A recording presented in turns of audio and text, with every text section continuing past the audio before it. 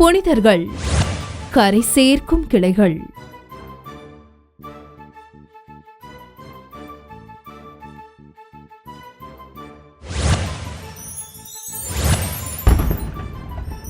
November 22 புனித Cecilia. இன்றைய புனிதர் அறிவோம். புனித செசிலியா பாடகர் குழுவின் பாதுகாவலி என்று சொல்லப்படுகிறார். அவர் எந்த ஒரு பாடகர் குழுவையும் வழிநடத்தவில்லை. ஆனால் அவர் தலை வெட்டப்பட்ட நிலையில தொடர்ந்து 3 நாட்கள் இறைவனை புகழ்ந்து பாடினார். அதன் பொருட்டு திருச்சபை பாடகர் குழுவின் பாதுகாவலியாக செசிலியாவை உயர்த்தியது.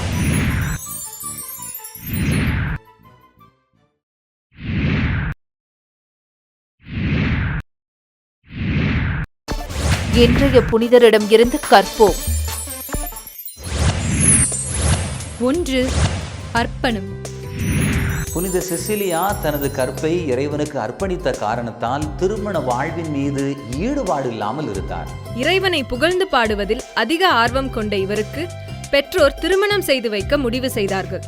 இறைவனுக்காக தனது கன்னிமையை அர்ப்பணம் செய்திருந்த இவர் சாக்கு உடை அணிந்து பட்டினி கிடந்து மன்றாடினார்.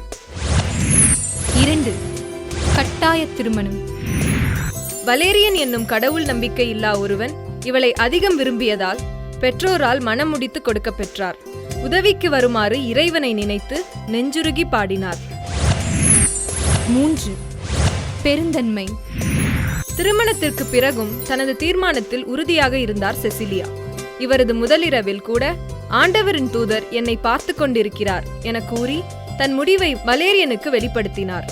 அவளது மன உறுதியையும் திட நம்பிக்கையும் கண்ட அவளது கணவர் அவளது கன்னிமையை மதித்தார். வலேரியனை புனித செசிலியா மணந்து கொண்டாலும் இல்லற வாழ்வில் இருவரும் ஒருவருக்கொருவர் பேசிக்கொண்டு இல்லற வாழ்வில் துறவரத்தை கடைபிடித்தார்கள். 4. மனமாற்றம். அவளை தொடர்ந்து நேசித்து இருவரும் நல்ல நண்பர்களாய் வாழ்ந்தனர். திருமணம் ஆயிருப்பினும் கடவுளின் பால் உள்ள அளவற்ற அன்பால் துறவியாகவே வாழ்ந்தார் செசிலியா. தனது கணவரையும் கிறிஸ்தவனாக மாறச் செய்தார். 5. காட்சி. செசிலியாவின் கணவர் வலேரியன் வானதூதரை காண வேண்டும் என்று ஆசைப்பட்ட போது திருமுழுக்கு பெற்றால் வானதூதரை காட்ட முடியும் என்று கூறினார். அதே போல வலேரியன் திருமுழுக்கு பெற்ற பின்பாக வானதூதரை காட்சியில் கண்டார்.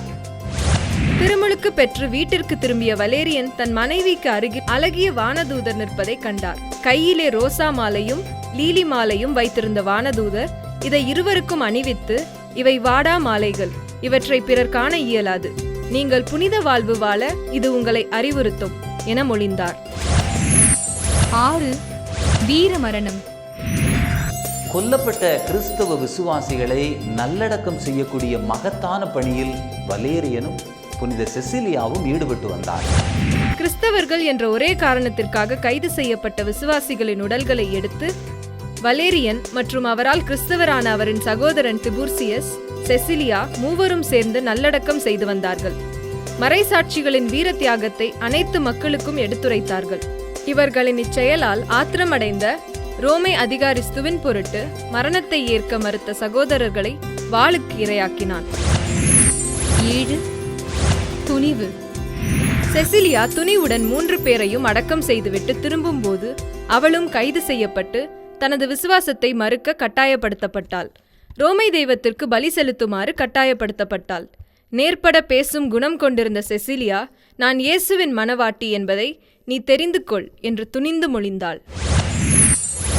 8. விடாமுயற்சி.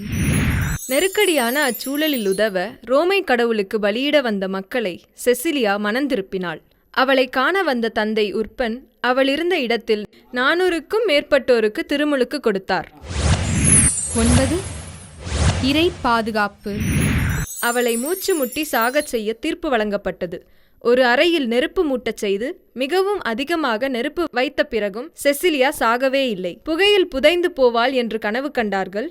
மறுநாள் அறையின் கதவை திறந்து பார்த்தபோது சிறிதும் காயமின்றி செசிலியா சிரித்த முகத்தினராய் இருந்தார். 10. தொடர்பாடல். நம்முடைய கடவுளை புகழ்ந்து பாடுவது நல்லது. அவரை புகழ்வது இனிமையானது. அதுவே ஏற்புடையது.